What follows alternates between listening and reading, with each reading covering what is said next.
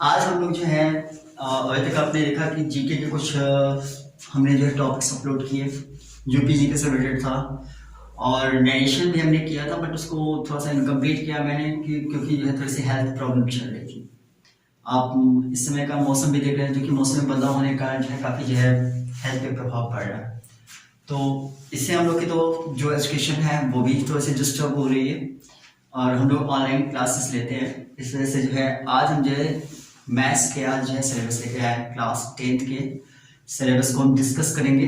ठीक है, class 10th के सीबीएसई के एनसीईआरटी के इन सब चैप्टर्स को हम लोग जल्द जल्द कवर करेंगे वीडियो के थ्रू और एक एक क्वेश्चन को बहुत ही अच्छे से समझने का प्रयास करेंगे। ठीक है, ट्राई करेंगे।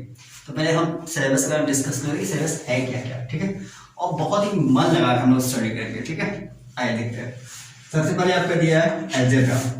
एल्जेब्रा देखिए यहाँ पे दिया है आपका 10 मार्क्स का। दूसरा हमारा जो है यूनिट में आ रहा है वो है ज्योमेट्री। ज्योमेट्री क्या है वो 9 मार्क्स के है। इसके बाद बात करें ट्रिग्नोमेट्रिक्स की, तो ट्रिग्नोमेट्री आपका 7 मार्क्स का है और फोर्थ टर्म से आपका आता है मेंसुरेशंस जो कि 6 मार्क्स का है।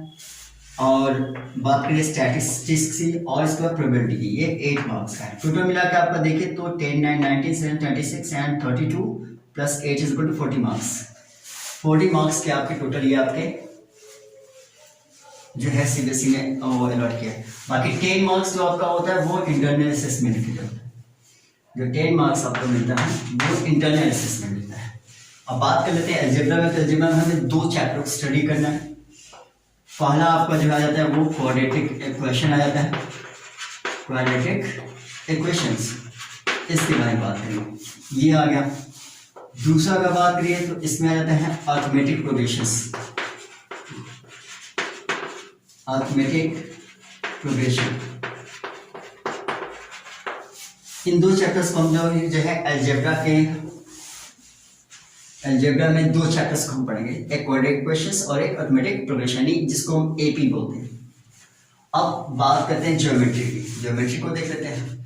तो जो ज्योमेट्री आएगी, ज्योमेट्री में हमारा क्या आता है ये देख लेते हैं। ज्योमेट्री में हमारा अगर आएगा तो एक तो आपका आएगा आपका ये सर्कल्स आ जाएगा। ठीक है, दूसरा आपका आ जाएगा कंस्ट्रक्शन। हम 2 चैप्टर इसमें स्टडी करेंगे जो कि 9 मार्क्स में आएंगे हमारे। ट्रिग्नोमेट्री में हम लोग पढ़ेंगे हाइट एंड डिस्टेंस के बारे में पढ़ेंगे, एलिवेशन के बारे में पढ़ेंगे, डिप्रेशन के बारे में पढ़ेंगे, लेकिन उसमें जो और कुछ जो वर्ड प्रॉब्लम होते हैं उनको हम लोग स्टडी करेंगे इसमें ट्रिग्नोमेट्री में। ठीक है, तो यानी कि इसमें हम लोग एलिवेशन डिप्रेशंस ये पढ़ेंगे प्लस जो हमारा जो वर्ड प्रॉब्लम है उसको सॉल्व करेंगे। जो कुछ बेसिक चीज़ें होती है ट्रिग्नोमेट्री वो चीज़ आप लोग को बता दी जाएगी। ठीक है, और इसमें जो है हम जो एलिवेशन और डिप्रेशंस की बात कर रहे हैं इसमें हमें 3 एंगल्स को ध्यान रखना है, एक 30 डिग्रीज, एक 45 डिग्रीज एंड 60 डिग्री। तो ये 3 को हमें कवर करना है, बस ये 3 डिग्रीज हमको कवर करनी है। ठीक, और बात कर लेते हैं हम लोग मेंसुरेशंस की बात करते हैं। आइए मेंसुरेशन देख लेते हैं, मेंसुरेशन भी देख लेते हैं क्या क्या है मेंसुरेशन। मेंसुरेशंस की बात करें तो हम मेंसुरेशन में आपको पता है एक सरफेस एरिया है, वॉल्यूम आएगा।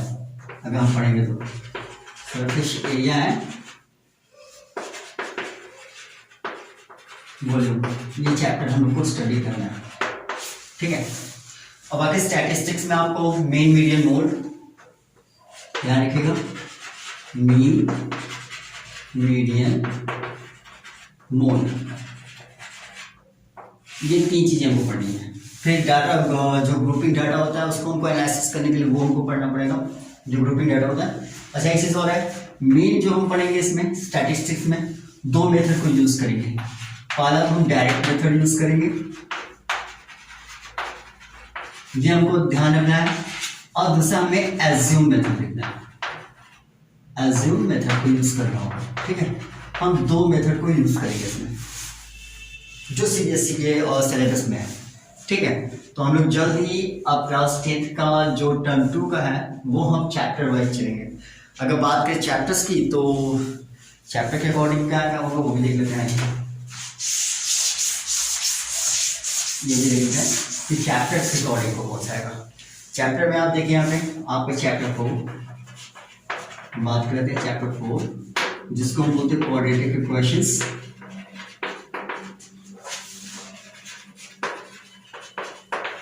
ठीक है, ये हम लोग पढ़ेंगे। एंड चैप्टर हमारा 5, जिसको हम बोलते हैं अर्थमेटिक प्रोग्रेशंस, ये हम स्टडी करेंगे। ठीक है, इसमें क्या क्या हमें पढ़ना है वो भी हम लोग डिस्कस कर लेंगे। इसके बाद आज है चैप्टर हमारा जो है ये 7, चैप्टर 7 जो आपका है वो आपका क्या है, सम एप्लीकेशन ऑफ ट्रिग्नोमेट्री देख लेते हैं। तो चैप्टर 7 नहीं, chapter 9, some application of trigonometry.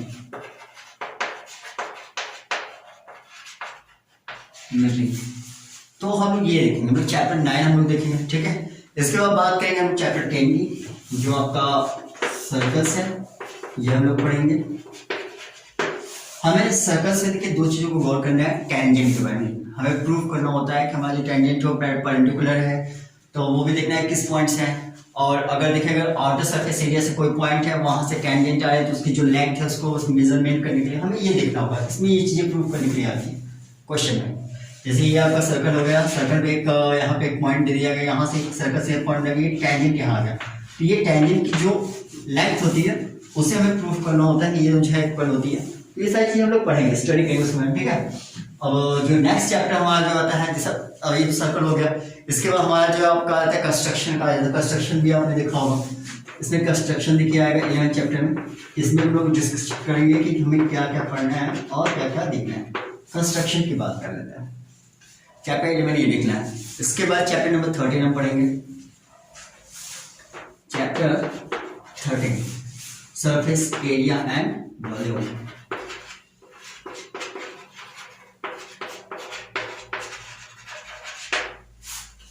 तो सरफेस एरिया एंड वॉल्यूम में हम लोग पढ़ेंगे क्यूब क्यूबॉइड के बारे में, और इसके बाद हम देखेंगे कोन के बारे में, जितनी सारी चीजें उसमें दी गई हैं वो सबको देखेंगे, उसके वॉल्यूम को फाइंड आउट करेंगे। ठीक है, सरफेस एरिया फाइंड करेंगे, तो वो जो भी सारी चीजें हैं ये सब चीजें हम लोग देखेंगे, इनके फॉर्मूले को हम लोग बहुत अच्छी स्टडी करेंगे। ठीक है, कभी कभी होता है कि क्यूब एंड क्यूबॉइड मिलकर के एक दूसरा शेप लेते हैं, उनका वॉल्यूम निकालना होता है। तो बहुत सारे मेटल्स भी होते हैं, उनको जो है हम लोग क्या करते हैं, उसको मेल्ट करते हैं, तो उसके बाद भी उनका जो है वॉल्यूम सरफेस है, तो जो भी सारी चीजें वो सब हम लोग स्टडी करेंगे। ठीक है, इसके बाद हमारा जो लास्ट चैप्टर बचता है वो हमारा देखिए यहाँ पे आ जाता है 14, वो है स्टैटिस्टिक्स। हमने आपको बता दिया था कि स्टैटिस्टिक्स में हमें क्या क्या पढ़ना है, मीन मीडियन मोड पढ़ना है, और ग्रुपिंग डाटा एनालिसिस पढ़ना है हम लोगों को। ठीक है, ये देखना होगा। और मीन को हमें दो मेथड से यूज करना है, डायरेक्ट मेथड से यूज करना है, और दूसरा अगर बात करें तो डायरेक्ट मेथड के अलावा जो है हम लोग जो है पढ़ेंगे तो वो एज्यूम मेथड है। तो ये रहा हमारा सिलेबस, और हमारा जो स्टार्टिंग होगा वो चैप्टर 4 से स्टार्टिंग होगा। ठीक है, इसके एक एक क्वेश्चंस को हम लोग सॉल्व करेंगे, एक एक टॉपिक को हम लोग कवर करेंगे, सारे चैप्टर्स के क्वेश्चंस को, टॉपिक को कवर करेंगे, और फिर बोर्ड से रिलेटेड जो सारे क्वेश्चंस आते हैं उनको भी हम लोग स्टडी करेंगे। ठीक है, तो आज के लिए इतना काफी है, बाकी नेक्स्ट वीडियो में हम लोग अगेन मिलते हैं। ठीक है।